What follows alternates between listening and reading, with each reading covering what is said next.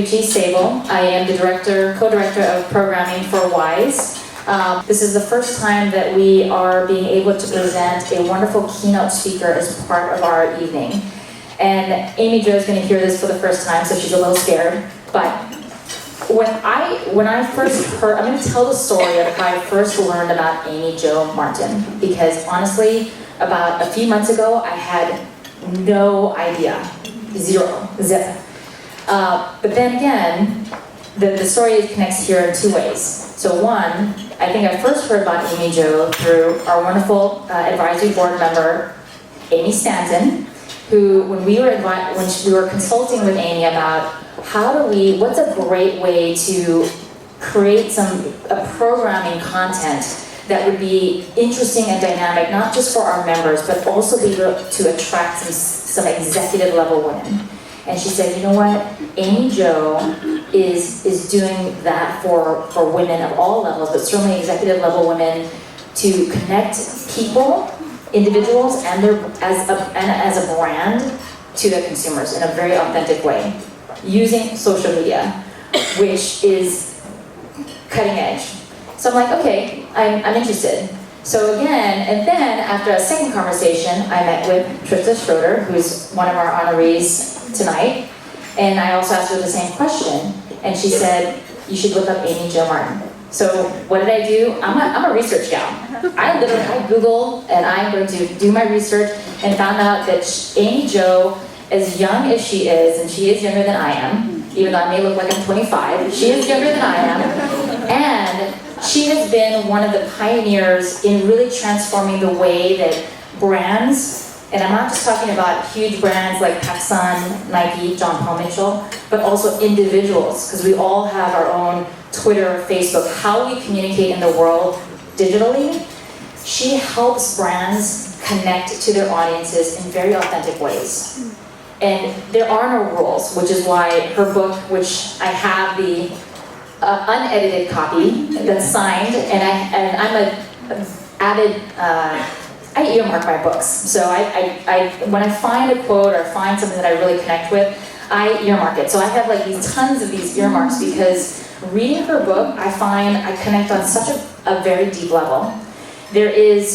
She asks the questions that I think all individuals and brands, as our individuals and brands as companies, should ask. What do we want to say? What do we stand for? What is our why? Because people will connect to the why versus the what first. So when I read her book, page to page, a lot of earmarks, I thought, oh my God, we need to get her here tonight. So I have the deepest honor on behalf of WISE Los Angeles to bring up Amy Jo Martin to speak about leadership and innovation to our group.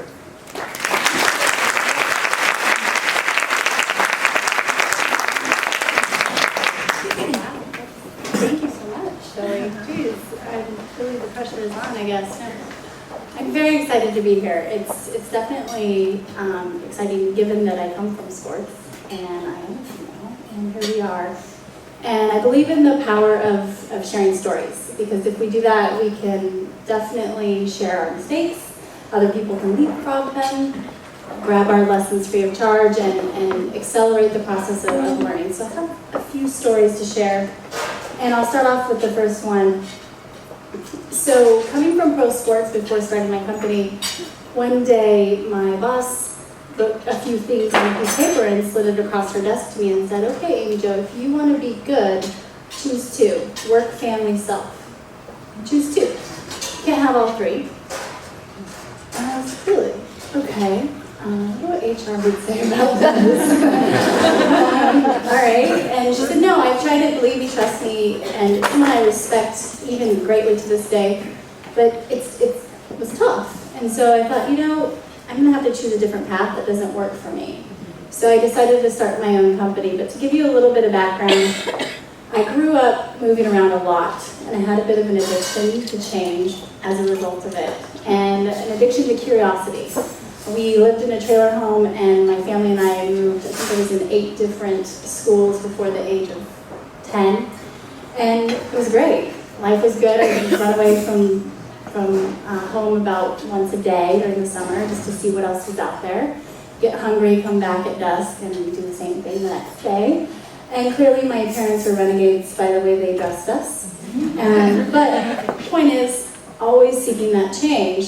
Ended up going to ASU on a full ride academic scholarship to the #1 party school in America, which was very great, and my parents were so proud of that.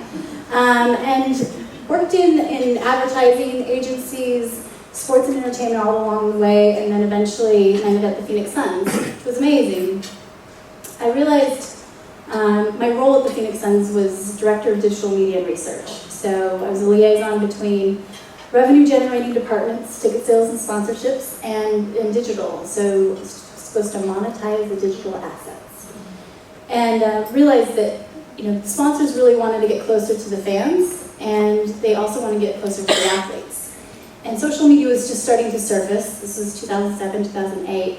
So I just started experimenting, but there was this wild, wild west area of there were no rules. What is this space? We're not sure what to do with it yet. And I got my hand slapped a few times because I was dabbling in an unknown kind of territory. So showing up to those revenue meetings on Wednesday mornings with the president and the GM and all the SVPs, and everybody would go around the table with our updates, and I would give mine and then say, and I want to plan a tweet up. And Steve Kerr would be like, you want to plan a what up? I said, a tweet up. Here's how we can monetize it. I've already figured this out. And it was one of those things where a lot of healthy tension started to surface. So that's when HR came to me and said, you need a policy for this stuff. What are you doing with Twitter, Facebook, YouTube? We have rules. And so I did some research. And the only company I could find that was really embracing social at the time, with all individuals of the company, was Zappos. And I found this guy named Tony Shedd. He's the CEO of Zappos. I had no idea who he was, but I sent him a direct message because he had built his own following on Twitter, and he followed everyone that followed him. So I was like, great, direct access to this guy. So I said, Tony, and you have to do this in 140 characters. It was I had to draft this over and over. It's like, HR is mad at me, I need help. No, it was really, hey, what's your policy? Can you share this with me? Because he had about 1,500 people that he had empowered to embrace social media on behalf of his brand and speak on behalf of the brand. And I didn't hear from Tony for 2 weeks, and then all of a sudden I get this DM back, and he said, be real and use your best judgment. That's it. And I was like, great, man, a few words. He comes back in the story in a bit, but I take that to the revenue meetings and show them, print out the DM. Like, okay, this is what Zappos is doing. Things continue, and it was on the team plane one day. We were headed to play the Lakers. By the way, I'm very excited to see Steve Nash is with the Lakers now, and Mike D'Antoni. But we were headed to play the Lakers, and I was sitting next to my boss in the back of the plane. We were entertaining some partners. Shaquille O'Neal was at the front of the plane, and I'd been helping him with his social media presence. It's not really something that normally happens, someone in digital helping an athlete. But he wanted help, and so I got this call from the locker room one day. Basketball operations said, evidently you're the only one in the building that knows about this Twitter thing. Can you come down and teach Shaquille how to tweet? I said, yes. So I did. Went down, and I had these ideas. First I showed him how to send a photo, and then we got a little bit more advanced, and then all of a sudden I was like, I have these other ideas. He was up for it. He was totally up for it, but he's at the front of the plane. He couldn't get into his Twitter account, and he sends me a text and says, this is before we took off, he said, can you come up here? I can't remember how to do this. And I'm sitting next to my boss who had already said no more of this. So I ignore it, then he stands up and he does one of those, here. So I go up there, help him. He had basically forgotten his password.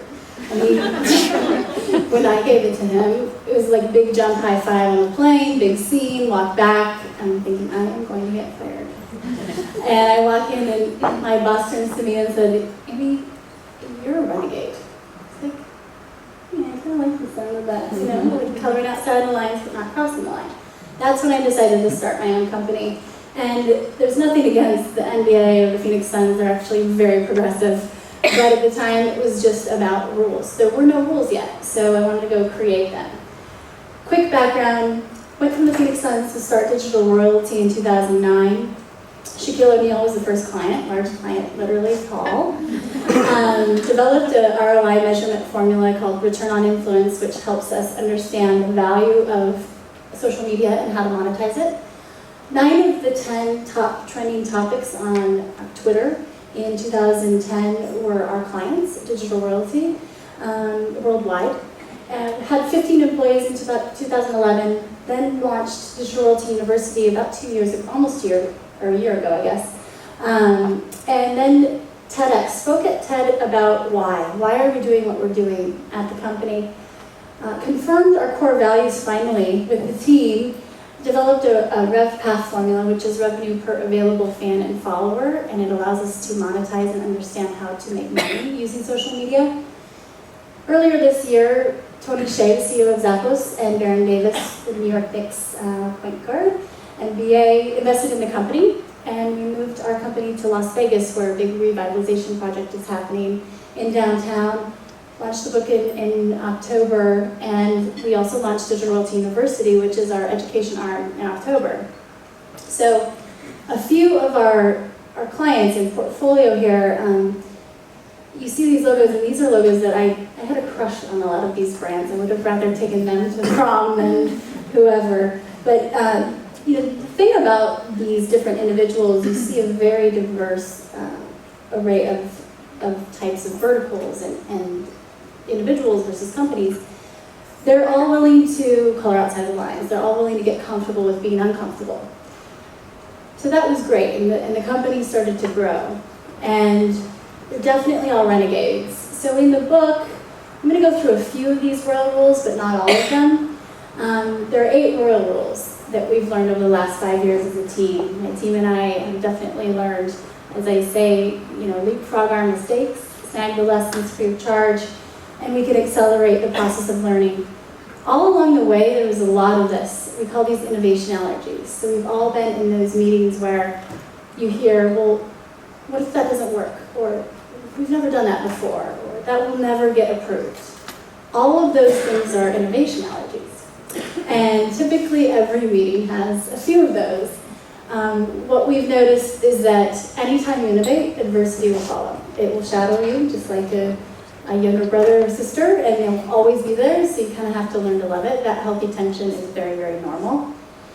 And each of the rules have an innovation allergy. So royal rule number 1, in terms of growing your social media presence, is be the media. Innovation allergy is lack of skill. Like, I don't know how to do this. So if we start thinking about social media as more like the telephone versus the TV, we realize it's really not media. So whoever coined the term social media didn't do any of us a favor, because it's truly communication. So if you think about when people say, well, how do you monetize social media? You should say, well, how do you monetize your telephone? It's not media, really. Unfortunately, it's been misnamed. The golden rule of all of this is just delivering value, but when, where, and how our audience wants to receive it. So it's not about us, it's all about them and getting into their pathways. Over the last 4 years, I've noticed this process of innovation that happens. It all starts with intent.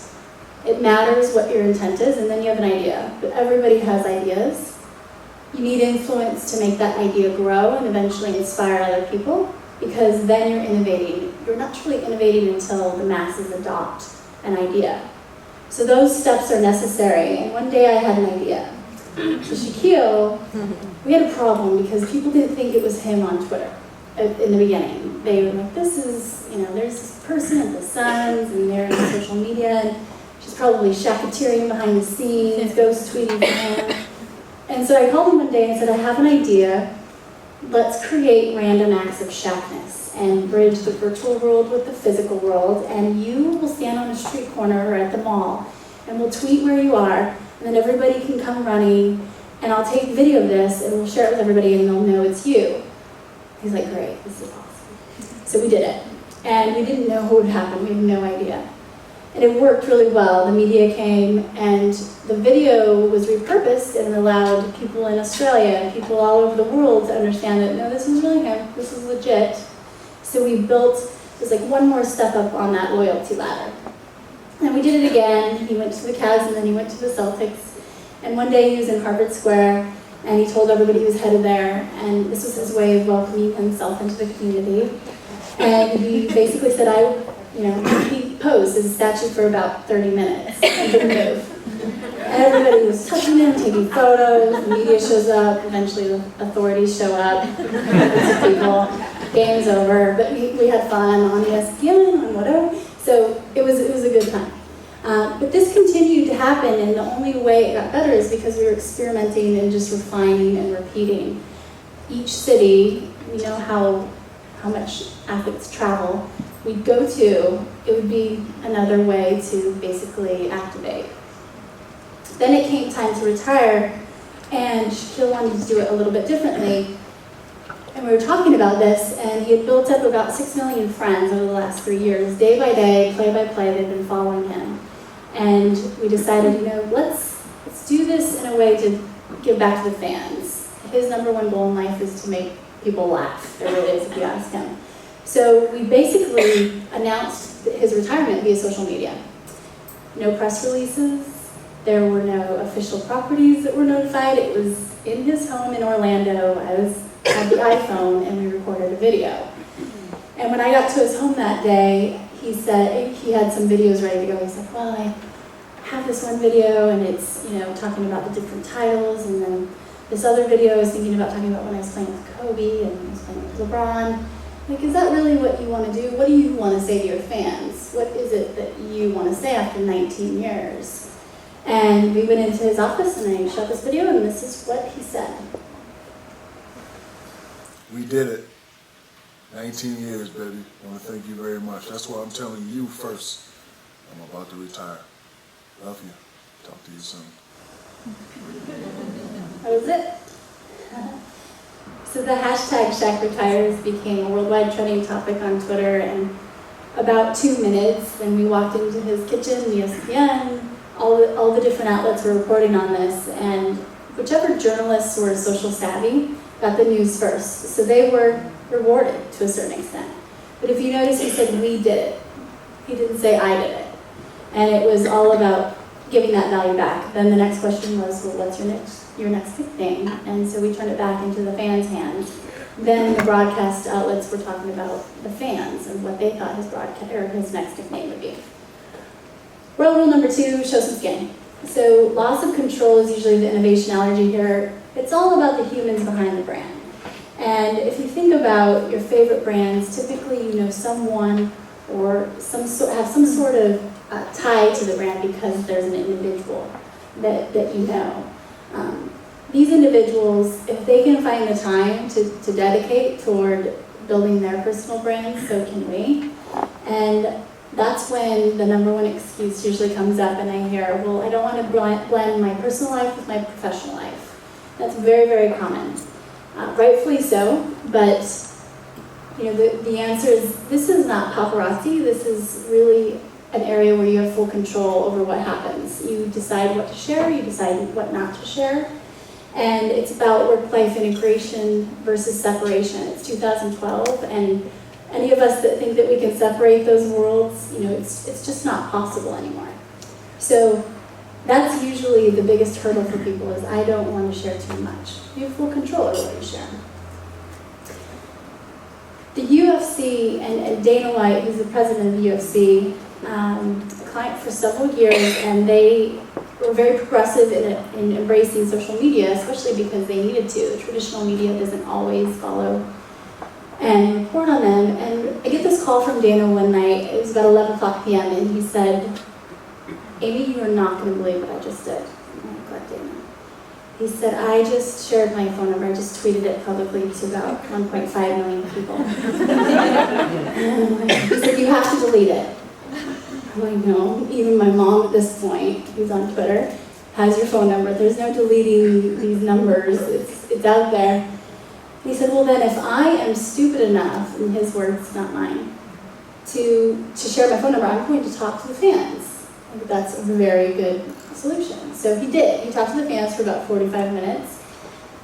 The story behind this, he was trying to share his phone number with a fan who wanted tickets, and he thought he was sending a direct message versus a public tweet, which is 90% of the issues that we hear about, which is why I created Digital Realty University. But that said, he does this. The next day, headlines were made, engagement levels spiked, and it was great, but okay, now what do we do? So my team and I are back kind of analyzing this at the office and looking at the sentiment and looking at what happened. And I said, Dan, people want to talk to you, so what if we create a fan phone right before you go live on pay-per-view? We talk about the event, and let's give them what they want. Let's share your phone number, but let's create a new one, not your personal phone number. And he was up for it. And again, this is definitely credit to Dana for being willing to do something like this. This is what happened. This is just an iPhone video that I took the day that we tried this the first time. We didn't know what would happen. But we tweeted out his phone number to about 10 million people. Then Shaquille retweeted it, I retweeted it. It reached a lot of people pretty quickly. So, every time before a fight, I always tweet the celebs and ask them what the picks are, and people get in here and start bitching, ask us, don't ask the celebrities. So, even better than that, what I want to do is, I want you to call me. I created a fan phone now. I want you to call me and tell me what your picks are. And I'm about to tweet the number right now. You know me. I like my flip phones. So this is the new fan phone right here. Oops, this tweet may contain personal information which may be posted on your public timeline. I wanted to do that when I gave out my number the other time. That's funny. Continue. Okay, what time is it now? 8:21. 8:22? Okay, sent at 8:22. Chris, where are you calling from? From LA? You calling from the UK? All right, what's your name? Greg, where are you calling from? Kansas? All right, brother. Thanks for the support, man. Thanks for following me on Twitter. Who's this?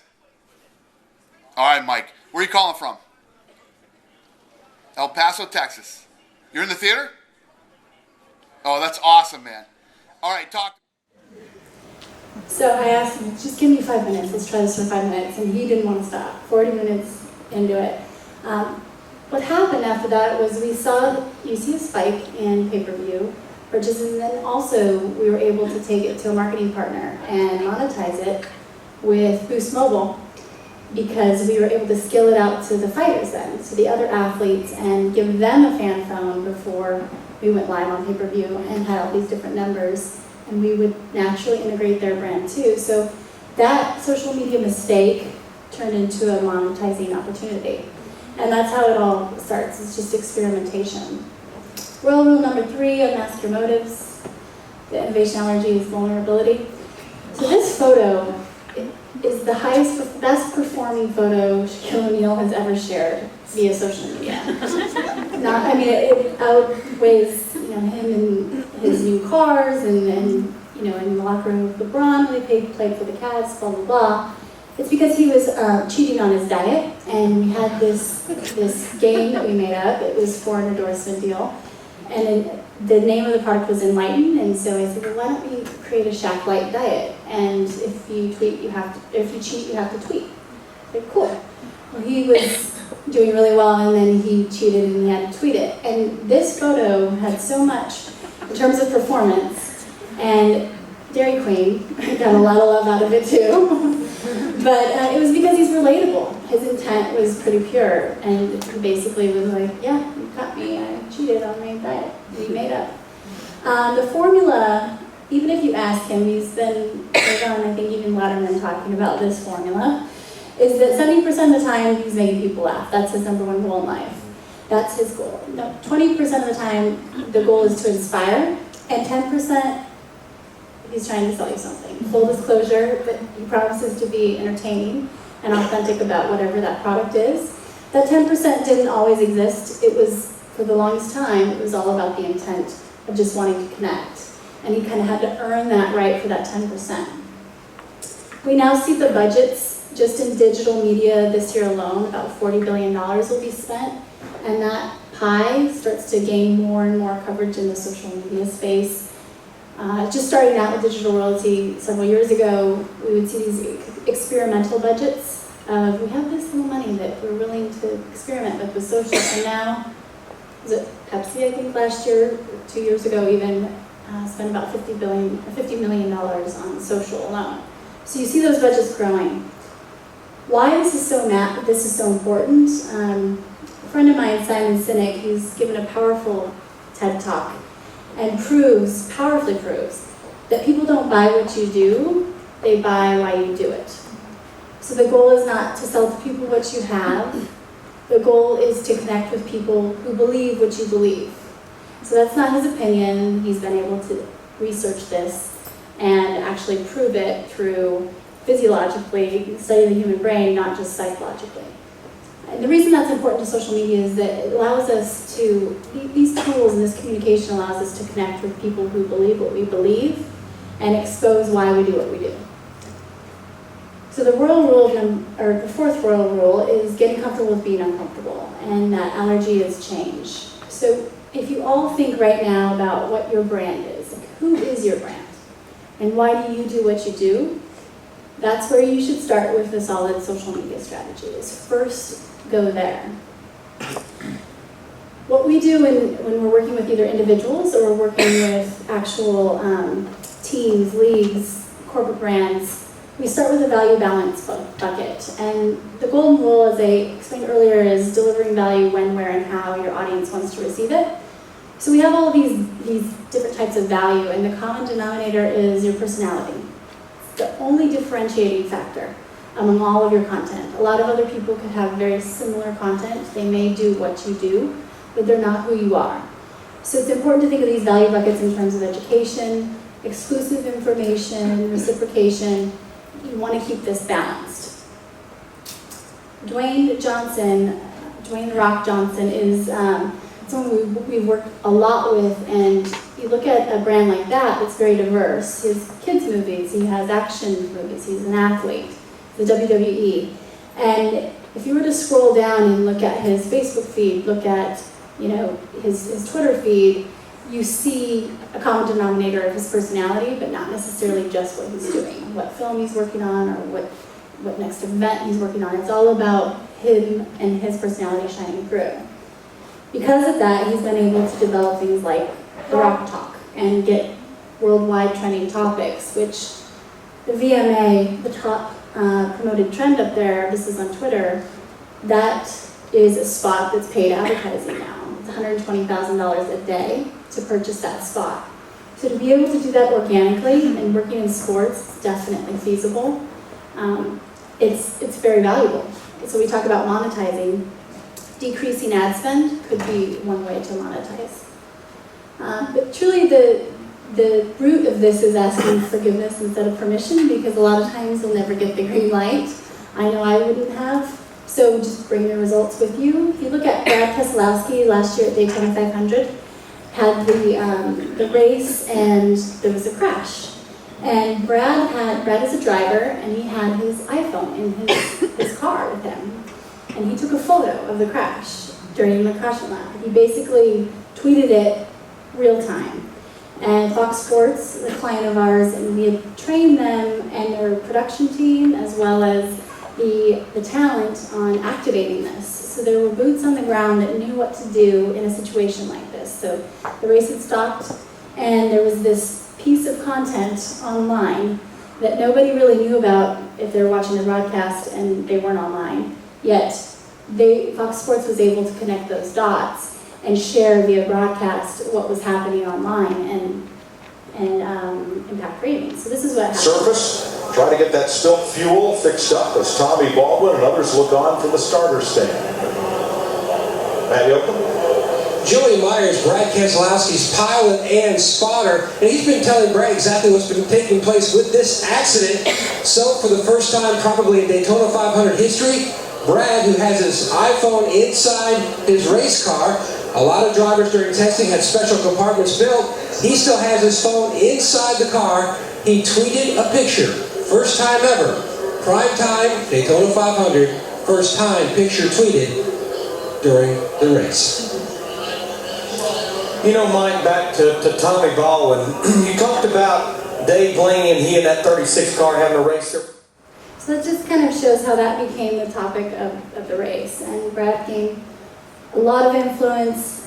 Credit to Fox Sports for realizing the value of what was going on online and bringing it to the broadcast. And that's because they cared to be trained and progressive in the area. So when we look at measurement and monetization, there's this flow of now we have all this access, which leads to connection, building relationships. Then that eventually leads to affinity. Everybody in sports realizes that. You start to gain influence, and that converts. Influence always converts. I created a formula on the back of a Southwest napkin one day that eventually turned to be this, but it really was out of need because I had to prove one client had more influence than another individual who was being considered for an endorsement deal. And if you look at both sides of the fence here, the cold metrics and the warm metrics, they're both important. So cold metrics would be anything like your reach and frequency, so traditional media, your TRPs if it's television, your Google Analytics, Omniture on the left side, page views, uniques. For social, that's fans, followers, any kind of users. On the right side, we have our warm metrics, and that's sentiment engagement. When you combine those, you get your ROI score, your return on influence. And the reason that's important, and this is patented for digital royalty, the engagement component ingredient of this is really where our algorithm resides. RevPath. This is basically taking the revenue that's generated and dividing it by fans and followers and or users and or if it's Instagram or Pinterest. That allows you to arrive at a value per fan and follower. So revenue per available fan and follower. The reason why this is important is that we've noticed over the last 4 years when ROI goes up, return on influence, so does RevPath. So you're able to definitely grow your revenue and increase your revenue if you focus on engagement and you focus on influence. How does social media save you money? Research. So now we don't have to invest in those really expensive research studies that take so long, and sometimes those results are obsolete. Also customer service, decreasing ad spend. If we look at the last few years, Mark Zuckerberg has been known to say that he really believes social commerce is the next to blow up. In 2015, $30 billion are expected to be spent via social. So that's all great, and to kind of take a bit of a pivot here. About a year and a half ago, I was on 204 flights in 12 months. Company was growing. Things were good, per se. And I talked to Tony, a mentor, and he's like, why do you want your company to get bigger? So I was thinking, well, we need to grow quicker. We need to expand. And he kept saying, why? And I thought, well, because that's what everybody wants, right? And I just didn't really think it through too much. And then the Japan earthquake happened. And I have a fairly large following on Twitter and was able to basically be parallel to CNN and what they were doing. So with 1.2 million followers, CNN that night wasn't really doing anything. And I just thought, I felt responsible to help share information from one side to the other, people who needed it and people who had it. So it was one of the most impactful moments of my life for sure. I didn't sleep a wink, and it was definitely a time where there was nothing different about me at all. It just happened to be more reach. Everybody was doing that was online. It was sharing information like maps and sharing information like phone numbers and codes and translations. And I realized that social media could be used for something else. And that's when I was inspired. The whole world gathered together to help, and we can actually accelerate the act of good if we do that, because there are no boundaries. The 3 types of happiness, if you look at science and the individuals that study this, are like rockstar happiness, which is easy to achieve but hard to sustain. Flow happiness, which is your passion and you just forget what time it is, and higher purpose, and realized I had a purpose problem. And I think our company had a purpose problem. So we decided to take a look at things and figured, if I don't know why I'm doing what I'm doing, how can I expect anyone to follow me? Yet here are these people following me. And about this time, after 204 flights in a year, realized family, friends start saying, "We need more balance, we need more balance." And that was like fingernails on a chalkboard. I'm like, I don't need more balance, that's so aggressive. We're looking forward, balance is backward. Let's think of this differently. So decided to figure out a way to innovate my life and basically did a personal brand audit. Went out and found a personal board of directors and met with them. And Shannon Lee is sitting right here, met with her, you can ask her. Recorded the conversation, started to think this through, and realized, okay, this is a few 5-degree turns in a row. Let's do this quickly, but needed to make some changes in slowing down. And I met with Simon Sinek. I wrote a blog post about him, and he somehow found my phone number and called. And I was shocked. I said, he was joking around and said I'd love to have coffee with him someday, and he was very surprised that he called. We had coffee. I said, help me figure out my why. Why am I doing what I'm doing? And the first thing you ask a person when they want to figure out their why is, well, what's your first childhood memory that you remember? Like the very first thing that you remember, happy or not.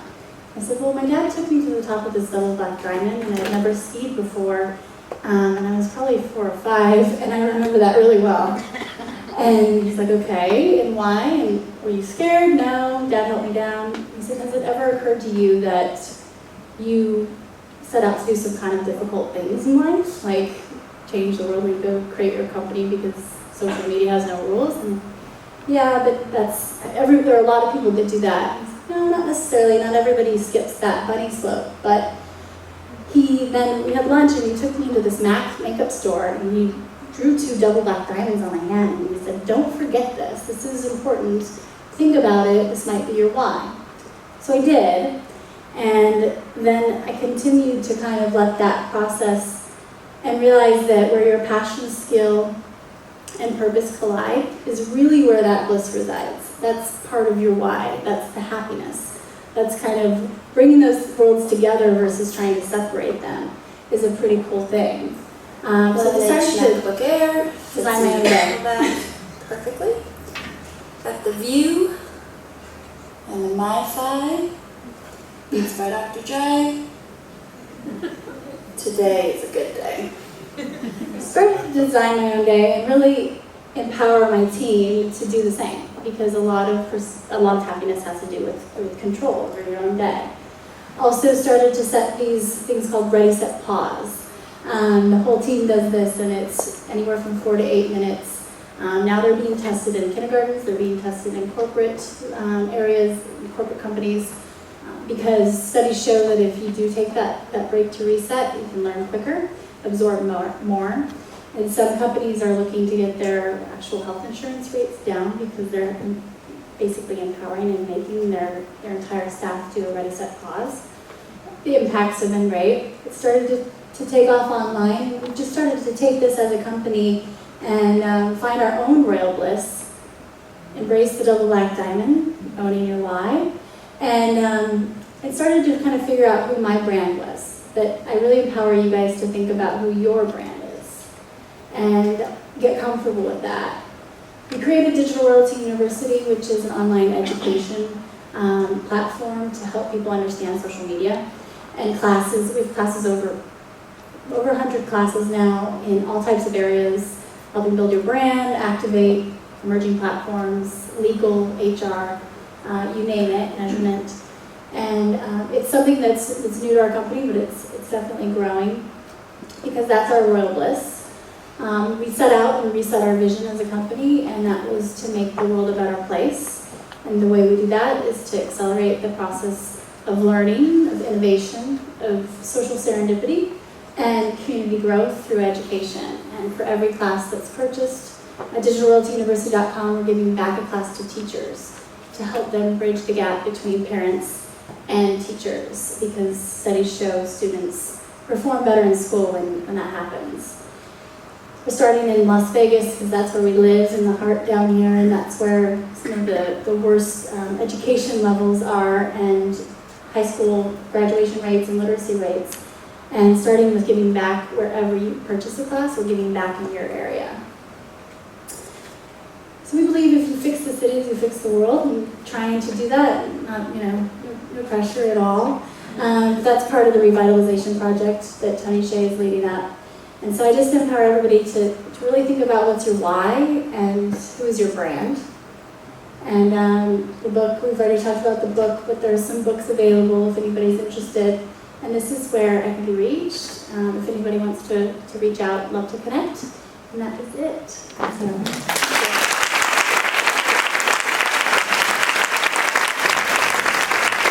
Thank you very much.